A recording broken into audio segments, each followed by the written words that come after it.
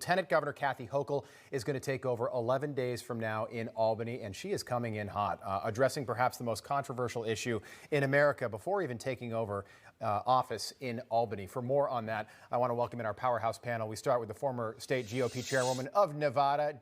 Republican strategist Amy Tarkanian is with us this morning. Political analyst Mark Halperin back with us on a Friday wearing a tie. I thought we agreed we were going to do no tie Friday. We can still take that off. All right, we've also got Project 21 Advisory Board member Chris Arps with us as well in St. Louis this morning. Mark, we'll start with you. Want to play you a soundbite. Kathy Hochul, she'll be governor in 11 days in New York, and she addressed a very controversial issue, and some people are taking issue with the fact that she would go after this before officially becoming governor. Take a listen. I believe that they'll end up being mask mandates. I just don't have the authority at this moment. In fact, I'm meeting the health commissioner in a couple of hours to go over this, and I'll be drawing on all the current data that's available, CDC recommendations, but also we need to be talking to the school districts as well. That hasn't happened in the past, is the way I think it should. We need to find out what their anxiety is, why there's any objection to this. All right, again, when it comes to New York, Mark, I was pretty bullish on her a day ago, but I don't know if that was the right decision to tackle that issue right now. Why not wait 11 days, figure out where you're going to be living, and you know, get your stuff moved into the executive mansion before you start taking on masking kids in schools? Good morning, Rob. First of all, around Newsmax, you're generally thought of more as a Bridges of Madison County guy than a Field of Dreams guy. So interesting to see your emphasis. Great. No, so far today. I cried at Field of Dreams when I first saw it. At the end, when he's like, Kevin Costner's like, "Hey, Dad, want to have a catch?" Like, I was like, "Oh, be strong. Okay, I'm okay." Didn't you cry harder though at Bridges of Madison County? Oh, I was a wreck during that movie. A wreck. Okay. Yeah. Look, I think she's off to a great start. I think she's got a real good feel for what people of New York want. She's not from New York City. She's from Buffalo. She understands the whole state. And I think what she's saying is what I think all governors should be saying. She's in a vacuum now. She's got to fill it. There may be a few more days where Andrew Cuomo's governor, but she's got to take charge. She knows that. And I think a governor should talk to local communities, as she just said. They should get a sense of what do the local communities want to do and find that balance between state control and local control. And I think she'll be much more focused on local control than Andrew Cuomo ever was. Amy, Mark says great start. I started with him because he's from New York. You're not from New York. Do you agree? Do you think this is the way she should start her tenure as governor? Well, she seems to be a voice, and she's representing her constituent base. So I do agree with Mark. As I understand, she actually campaigned originally when she started running for politics as more of a moderate. Right. And now she's full-blown swinging to the left, which is a little concerning. I thought maybe that she was going to be a much better option, but that doesn't seem to be the case, because not only did she right out of the gate tackle masks, but she also tackled more laws for gun control. And so, this woman is coming out swinging. She's coming out strong. She is going to make sure that nobody steps on her, gets in her way, and she seems pretty focused. We'll see. 11 days until she takes over. Chris, you can go no tie as well. Mark, what we've got to do is either the tie goes either under the collar, or if you're going to wear it you can't have the top button buttoned. You got to show a little. It's August. You got to do this button undone. And then I was just talking about this with a producer who came in with the top button done. Open it up a little bit. Let it breathe. Okay. I don't think you've been paying attention, Rob, to what's going on. No, it looks terrific like that. I like that look. It's you look like the guy from I don't know what you look like, but that's maybe Liberace. The guy from Bridges of Madison County. That's right. Who was in that? Ted Danson? No. Clint Eastwood. That's right. It was Kevin Costner, Meryl Streep, Clint Eastwood, and absolutely. All right.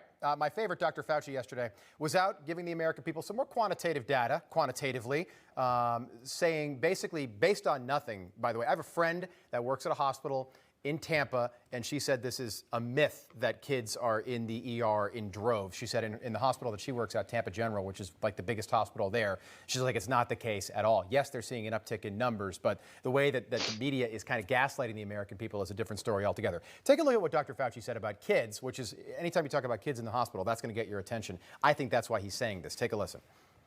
The Delta variant is much more highly transmissible than was Alpha. So given that, you'll see more children likely get infected. And since you have a certain percentage of children, even though the percentage is small, certain percentage of children will require hospitalization. So quantitatively, you will see more children in the hospital. Chris, good morning. Do you think that's a strategy? Because I think if you start talking about kids in the hospital, that's going to get people's attention fast. I think that is a strategy. We have school that's starting up soon, and I think they want these kids in schools with masks. And I think this is part of the strategy of that, of Dr. Fauci talking about kids are becoming more infected with this variant. I saw the most saddest thing in the world this week while I was driving in St. Louis. It was a billboard welcoming kids back to school from the St. Louis Public School District. Right. And the child on the billboard had a mask on that was covering up almost her entire face, and she looked like she was a hostage victim instead of welcoming her fellow classmates back to school. That's ridiculous. So I think this is a strategy by Fauci, of course. The FDA just said that the immunocompromised will get a third dose or be eligible for a third dose of the Pfizer or Moderna vaccine. That's 3% of the American population. So we're talking about millions of people, people that have had organ transplants or in some other way immunocompromised, sick in another way. By the way, according to the CDC, 25 kids out of a million, approximately a million, get COVID-19. 25 out of a million. Those are the numbers. I pulled those from the CDC website.